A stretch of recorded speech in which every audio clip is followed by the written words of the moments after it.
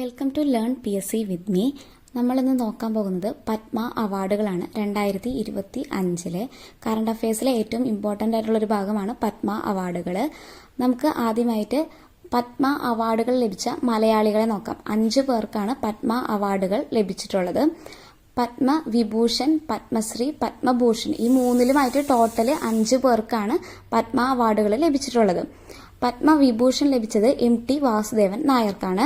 പത്മഭൂഷൺ ജോസ് ചാക്കോ പെരിയപുരം, അതുപോലെ തന്നെ PR ശ്രീജേഷ്. ഇനി പത്മശ്രീ ലഭിച്ച മലയാളികളാണ് IM വിജയനും K ഓമനക്കുട്ടി അമ്മ. പത്മ അവാർഡ്സിലെ പത്മവിഭൂഷൺ ലഭിച്ച ആളുകളെ നമുക്ക് നോക്കാം. 7 പേർക്കാണ് ടോട്ടല് പത്മവിഭൂഷൺ ലഭിച്ചിട്ടുള്ളത്. ഒന്നാമത്തത് ദുവ്വൂർ നാഗേശ്വർ റെഡ്ഡി. അദ്ദേഹത്തിന് ലഭിച്ചിട്ടുള്ളത് മെഡിസിൻ വിഭാഗത്തിലാണ്. ഏഷ്യൻ ഇൻസ്റ്റിറ്റ്യൂട്ട് ഓഫ് ഗാസ്ട്രോ എൻട്രോളജിയുടെ സ്ഥാപകനാണ് ദുവ്വൂർ നാഗേശ്വർ റെഡ്ഡി. നെക്സ്റ്റ് വരുന്നത് ജഗദീഷ് സിംഗ് ഗെഹാർ ആണ്. പബ്ലിക് അഫയേഴ്സിലാണ് അദ്ദേഹത്തിന് ലഭിച്ചിട്ടുള്ളത്. 44ാമത് സുപ്രീം കോടതിയുടെ ചീഫ് ജസ്റ്റിസ് ആണ് ജഗദീഷ് സിംഗ് ഗെഹാർ എന്ന് പറയുന്നത്.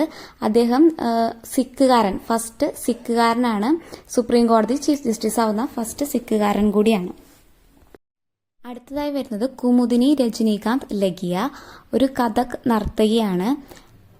നെക്സ്റ്റ് വരുന്നത് ആരാണെന്ന് വെച്ച് കഴിഞ്ഞാൽ ലക്ഷ്മി നാരായണ സുബ്രഹ്മണ്യം. ആർട്സ് വിഭാഗത്തിലാണ് ലഭിച്ചിട്ടുള്ളത്.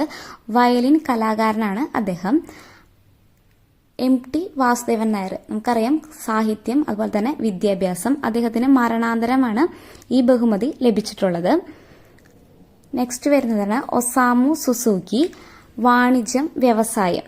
അദ്ദേഹത്തിനും മരണാന്തരമാണ് ഈ ബഹുമതി ലഭിച്ചിട്ടുള്ളത്.